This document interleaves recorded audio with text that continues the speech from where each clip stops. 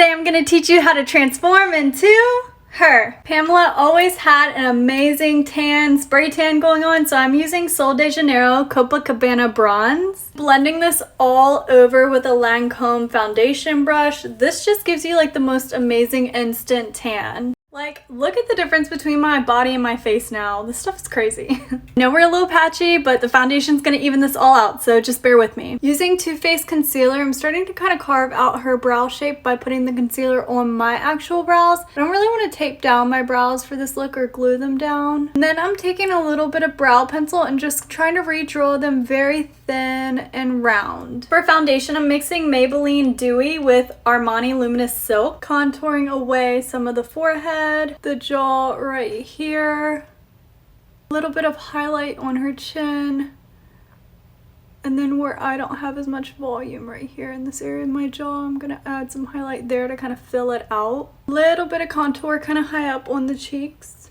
I always like to start building the nose at the eyebrow and just create whatever structure the person has going on. So Pammy has pretty prominent top side of the nose. I don't know what you call this, but right here. And her nose comes down at this slight taper. I always like to work off a picture where the subject isn't emoting, especially for the nose, because as you'll see in this picture, her nose looks a lot different than when she's smiling. She has a little bit of a heart-shaped tip to her nose right here that comes down in a sharp V, and my nose is a lot longer, so I just try to contour away the length of my nose by going underneath here in a triangle shape. And then to add to the width of my nose, I just added some highlight to my nostrils and defined that by going in with some contour right beside it. To blend the nose contour without moving it all around and ruining all our detail work, I take Maybelline Fit Me Dewy with a tiny sponge and gently start to paint on top of everything. Prepping my eyes with P. Louise base. Starting off by sweeping a tannish red peachy color in the crease. Then I'm taking an eyeshadow that matches my skin tone and I'm almost like reverse baking, bringing it down lower right here and then still leaving that pink out a little bit right here. Take a black shade and tap it off, and we're going to start building that shape of her black shadow she has in her crease.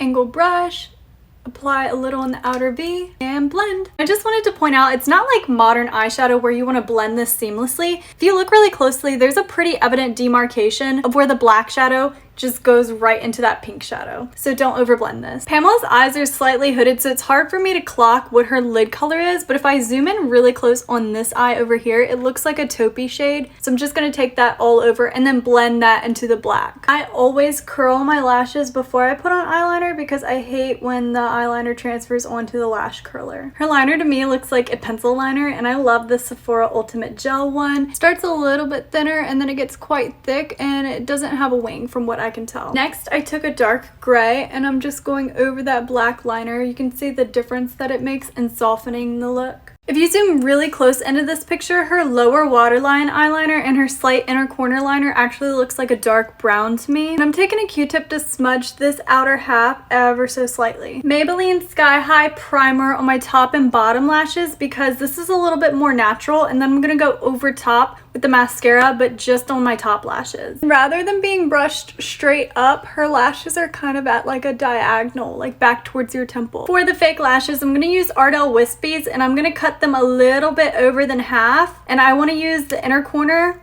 to midway because her lashes aren't super long. Only lash glue I'll ever use, Kiss Lash Glue, and then put some mascara on your falsies. To get her blush look, I'm going to use a coral and a cherry cream blush. Starting out with the coral, and then you can take this all over, be a little bit more messy and heavy-handed with this one. Then I'm going to take this cherry and go old school with this smile and pop it on the apples of my cheeks and really diffuse it out. Fenty Butter Biscuit Cream Bronzer. Everywhere you'd usually put bronzer, forehead, nose, under your cheeks. For the lips, I started out with MAC Soar, but I don't think it was quite dark enough, so I'm switching to Makeup by Mario and Chris. That's much better. Her lipstick looks like a nudie pink with like a frosty white eyeshadow pressed in the center, so I'm going to start out with YSL Rouge Volupté and Nude Lavalier. That was close but a little bit too pink, so I'm taking some of this Edwin Burrow and the shade Mocha. Okay, I wiped all that off. I didn't feel like any of those were working because we need like that metallic 90s lip. I think I figured it out. If you have the Fenty, this is a Madison Beer blush combo. Fenty and Ginger Binge and Moscow Mule with the Charlotte Tilbury Pinkgasm on top. Look at this. Using this white shade from the Danessa Myricks palette, and I'm gonna pat that right in the center of the lips and then blend it a little bit. Pretty happy with this.